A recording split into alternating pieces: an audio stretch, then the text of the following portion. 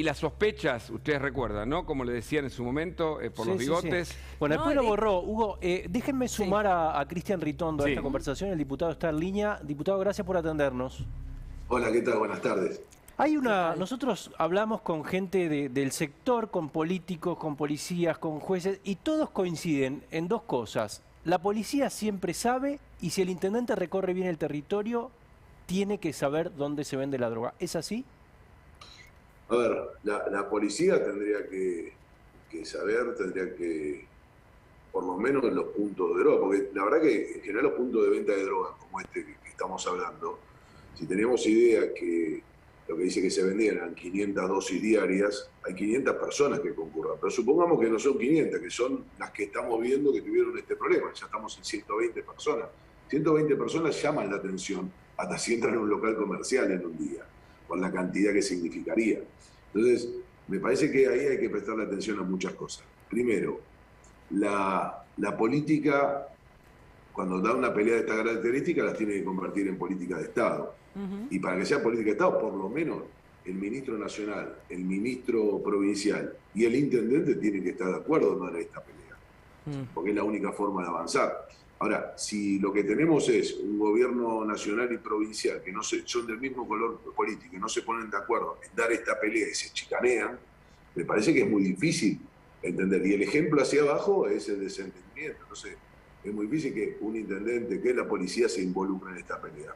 Yo lo contaba hoy y lo rescato. Nosotros hemos trabajado mucho con muchos intendentes, pero voy a señalar uno de la oposición, que es Juanchi Zabaleta Nurlingan. Nosotros hicimos un trabajo donde derribamos más de 8 búnkeres abajo, claro, donde el municipio tomaba denuncias, donde se las transfería al Ministerio de Seguridad, donde los propios funcionarios iban y denunciaban lo que a veces no se animaban a hacer los vecinos. Y como este es un tema y mucho más en barrios como este, que le cuesta mucho a la gente hacer una denuncia, lo que nosotros habíamos hecho era, en la aplicación Seguridad Provincia, que ahora quedó por afuera, una cuestión que era la denuncia anónima. Entonces un vecino denunciaba anónimamente y nosotros nos hacíamos cargo de la investigación. Entonces, me parece que hay elementos que se han terminado. Hay un elemento que hemos sacado cuando hablamos de la policía. Nosotros habíamos puesto con Fundactox, con el doctor Damín, un examen que se hacía 2 veces por año a todos los policías y los funcionarios del Ministerio de Interior, del Ministerio de Seguridad, que empezaba por el propio ministro para abajo y se iba haciendo exámenes de toxicología. Eso desapareció. ¿Y por qué? Porque eso genera un vínculo, el consumo de parte del que debe regular o controlar.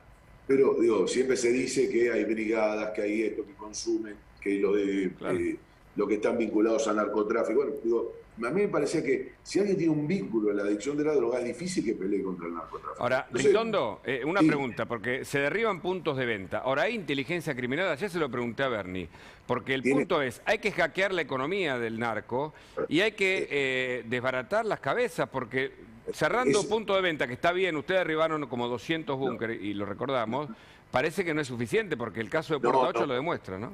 Lo que está diciendo es clarísimo y es así. Por eso la integración, digo, laburar nación y provincial. La provincia que tiene la obligación sobre el narcomenudeo, la nación sobre el narcotráfico. Hay que trabajar en conjunto. Claro. Entonces, describida perfectamente por dónde vienen los camiones. A ver, en nuestra gestión se agarraban avionetas. Hoy no hay ninguna avioneta. En 2 años que han pasado no hay. ¿Y eso por qué? Porque yo creo que hay una falta de política, de actitud política, pero digo, es el mensaje que baja. Ustedes recuerden que el gobernador en plena campaña dijo, bueno, la gente que no consigue laburo vende droga. Sí. Entonces digo, si ese es el ejemplo, si hoy aprovechan la oportunidad, Guadalupe, para hablar sobre la legalización. Con 20 muertos empezamos a hablar de legalización, ¿no les parece que tenemos que tener respeto por la familia? Porque eran enfermos los que se murieron, eran adictos, pero eran enfermos. Entonces, o sea, hay una mezcla de ineptitud con ideología. Pero exactamente, escuchamos a la expresidenta, no solamente ahora, sino antes, de tratar esto como si fuera banal, como si es cool, como si es una cosa, y la verdad que no, me parece que tiene todo otro tratamiento. Entonces, ahí estamos diciendo, capaz que están dando una nueva droga, la nueva droga, como bien definían ustedes recién, necesita crear adictos, Claro. y es como la canción, el primero te regalo, el segundo te lo Pero regalo. claro, claro. Van creando, entonces más allá que sea caro, van creando la adicción. Ahora, Ritondo, obtener fentanilo en la Argentina, fentanil, no es para cualquiera. No hay uno de esos que vendía droga en la esquina consiguiendo fentanil. Ahí dicen, ¿es la policía o es el poder narco que accede a los laboratorios o que tiene el cargamento que hace poco decomisaron, creo que en Paraguay o viniendo de Paraguay con esa droga? A ver, es cierto, pero también es cierto que la efedrina en Argentina casi no existía Por eso. Y hubo una política que permitió que de efedrina tengamos efedrina en Argentina para exportar al mundo. ¿no? Bueno, lo mencionábamos recién. Ritondo, lo mencionábamos recién porque casualmente eso ocurrió cuando Aníbal Fernández también era ministro de Seguridad, en ese momento de Justicia y de Seguridad, y hay causas todavía en la justicia. Bueno, yo hice una investigación sobre el tema de cómo Aníbal Fernández tomó ciertas medidas, como por ejemplo quitarle la custodia policial a los funcionarios del Cedronar que tenían que hacer los allanamientos. Imagínense ir a hacer allanamientos por efedrina sin tener ningún tipo de protección policial. Esa fue una medida que tomó Aníbal Fernández durante su mandato y eso fue uno también de las causas que posibilitó que aumentara también el consumo de efedrina con todo lo que ya sabemos. ¿Casualmente está ocurriendo esto cuando Aníbal Fernández también es ministro?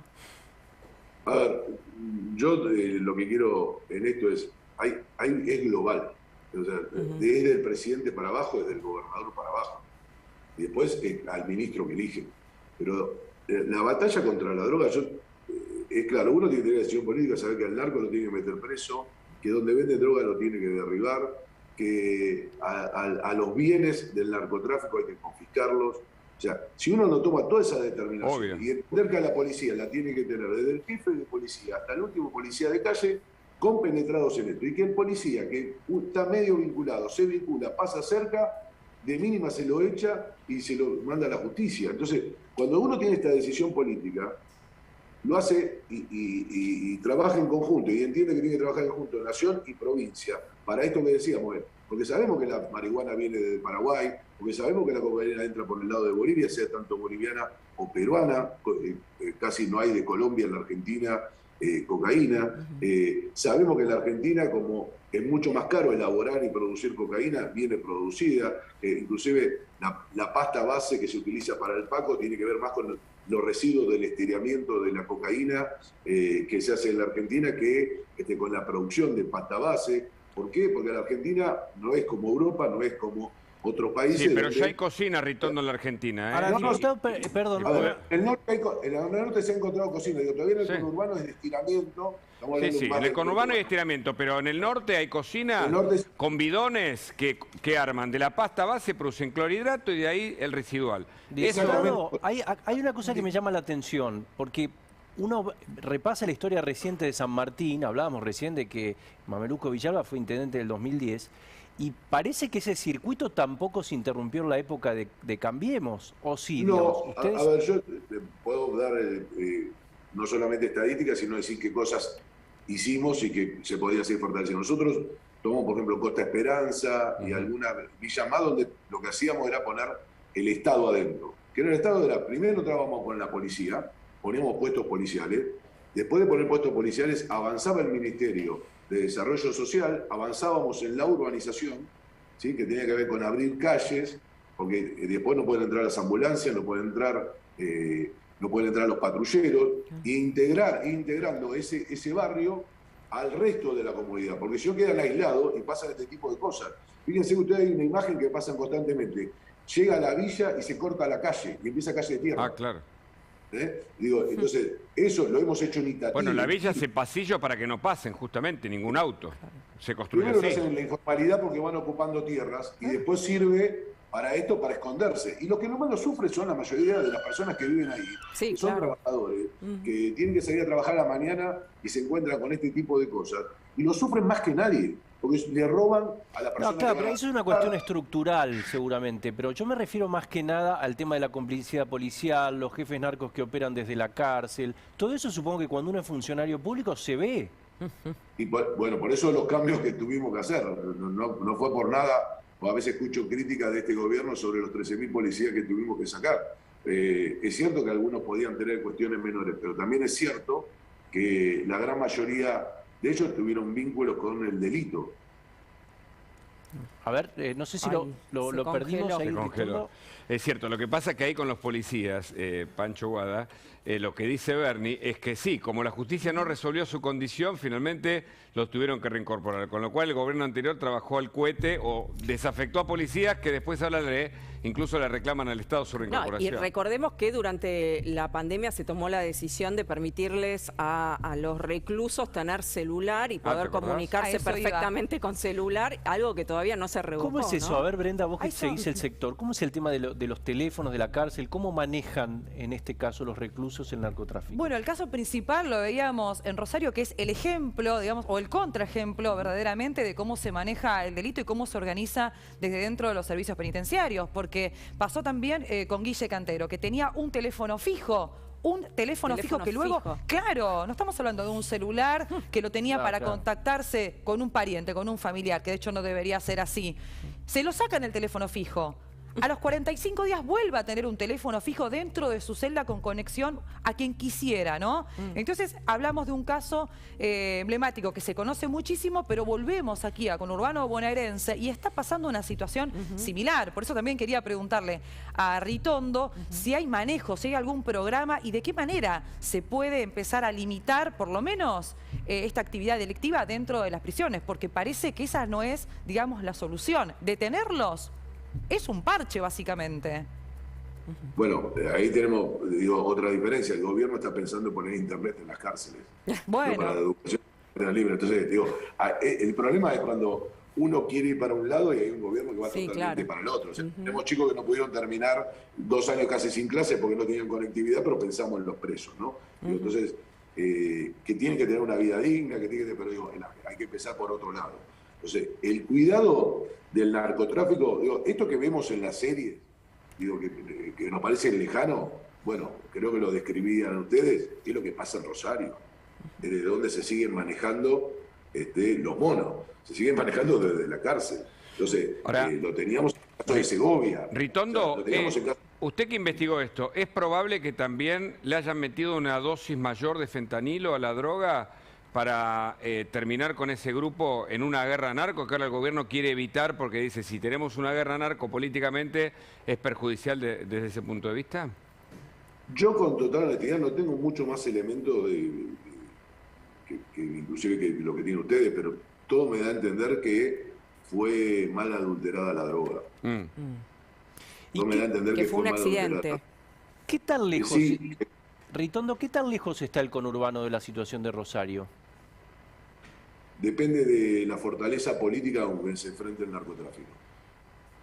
O sea que no. Porque, Si seguimos así, Porque- no estamos porque tan digo, la lejos. penetración, la droga también es una cuestión de mercado. Y el conurbano es el primero por su densidad poblacional, por el consumo y por su cercanía a la ciudad de Buenos Aires, es más que apetecible como mercado. Porque hay que entender lo que es la política del narcotráfico, tiene que ver con el mercado. Por eso No, se obvio, sí, instalan. todo es una cuestión de mercado porque Claro. si no hubiera consumidores no habría oferta, está claro. Exactamente. Entonces, lógicamente, ahora, el gobierno, y tendría que ser una política de Estado, y ojalá Sí. nos convoquen a la oposición, yo creo que lo de Rosario hay que hacer una cosa Porque muy fuerte. cuando y empiezan ya. los crímenes, Ritondo, no para más, ¿eh? Si el Estado no Pero no, actúa pero- antes, empiezan... pero- Recordemos lo que pasó en la 31, en la 21-24, el 11-14, con ajustes entre bandas. Pero si esto Por eso- llega a la sociedad civil, se terminó la paz. Por eso lo que digo es, lo de Rosario, que todos los días vemos como matan a alguien, como si estuviéramos viendo una película de los carteles mexicanos, lo estamos viendo en Rosario, a 300 kilómetros de la ciudad de Buenos Aires. Entonces, lo que digo, me parece que ahí el Estado Nacional no puede especular. No sirven las chicanas entre ministros de Santa Fe y Nacional, provincia y Nacional, no sirven las chicanas. Me parece que ahí le pifian y muy mal. Me parece que las discusiones la tienen que dar a puertas cerradas, pero tiene que haber una sola política. Están hablando de un tema que es grave, donde no solamente tiene que ver con el narcotráfico, sino tiene que ver con la cantidad de adicciones, las familias que se rompen, la gente que pierde su trabajo, donde ¿Y la no hay centro. La relación entre la policía y Bernie, ¿cómo es? Usted que habla o que tiene relación, digamos, con los agentes. A ver, yo no la puedo describir. Yo creo que tiene un gran jefe de policía, fue subjefe en mi gestión, y es un policía de calle que trabaja como García. Tiene un segundo que también estuvo dentro de mi gestión, inclusive fue parte de quien hacía las estadísticas, o sea que muchas de las estadísticas que yo hoy sigo brindando hoy es el subjefe de la policía, claro. Lo cual yo creo que tiene un buen equipo. Lógicamente hay una disconformidad, que no quiero decir que mi gobierno no la tuvieron, porque ojalá le podríamos haber aumentado mucho más el sueldo, que tiene que ver con el sueldo hoy del policía. Viene años debajo de la inflación y esto es un problema. Ahora, hay una hipótesis de una interna policial, es una hipótesis de investigación en este hecho, de una pelea entre jefe y subjefe. Se lo menciono porque está en la línea también de lo que se investiga en la Fiscalía de La Pargo y en otras hipótesis abajo, ¿no? Yo espero que esas cosas, lo que tiene que hacer la política es que no gane ninguno. Digamos, cuando hay internas, todos afuera. El uniforme no hay que mancharlo. Así como hay que darle al policía el respaldo político para que actúe en la calle, lo que también hay que hacer es ponerle los límites. Entonces hay cosas con las que no se juegan. Y el que mancha el uniforme, como lo dijimos desde el primer día, se tiene que ir. Y es lo mismo ahora. Y hoy esto tiene que ser una política de Estado, siempre, como lo decía, los exámenes toxicológicos, las declaraciones juradas, asuntos internos fuertes. Eso tiene que ser política de Estado. Esto nos sirvió a nosotros, pero sirve con el tiempo. La profesionalización de la fuerza. Hoy yo cuando veo que se empiezan a tomar chicos de 17 años para anotarse en la escuela sin que hayan terminado la secundaria, me empieza a hacer ruido, porque también esa es una policía que no sirve, no crece, es como salida laboral. Nosotros tomamos examen a 32.000 aspirantes y llegaban 2.900, 2.600. El resto no estaba para ingresar a la policía, tenían un nivel muy bajo, digamos, lo hacían como salida laboral. Claro. Y la verdad que el policía que uno quiere y tiene que tener es uno con vocación y entender a qué viene la fuerza. Porque después el día de mañana nos pasaba, una persona del interior, después cuando tenía que venir al conurbano, la familia llamaba, lloraba porque estaba en el conurbano, en el peligro. Ritondo, lo ven como una salida laboral y no como vocación, una lucha que tiene que dar. Muchas gracias, diputado, muy amable. Este tema va a seguir así. Muchas gracias a ustedes, que tengan un buen día. Muchas gracias. Seguiremos hablando. Vamos a hablar del lado psiquiátrico del tema en un ratito, ¿no? Así es, vamos a estar con una médica psiquiatra, especialista en adicciones, además socorrista en boliches, así que un testimonio muy revelador. Y por supuesto también vamos a estar hablando con Inés Capdevila. Que está acá ya, ¿no? Claro, la tenemos no? con nosotros, la tenemos ahí con nosotros, así que vamos a analizar todos los pormenores de la gira presidencial, que el presidente ya estuvo reunido con Putin y ya está en viaje a China. Todo eso en un ratito nada más, una pequeñísima tanda, ya venimos.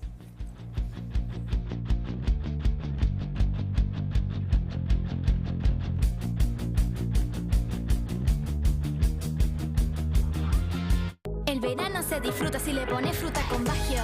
Con Bagio pronto. Ponele fruta al verano y disfrútalo. Con Bagio pronto. Ponele fruta al verano y disfrútalo. Con Bagio pronto. Ofertas de verano en el ofertón de Coto. Hasta el miércoles tenés hasta 20% de descuento más 12 cuotas sin interés en productos seleccionados de TV, microondas, ventilación y notebooks. Coto. En febrero vuelve Eduardo Feynman desde el lunes 7, de lunes a viernes a las 18.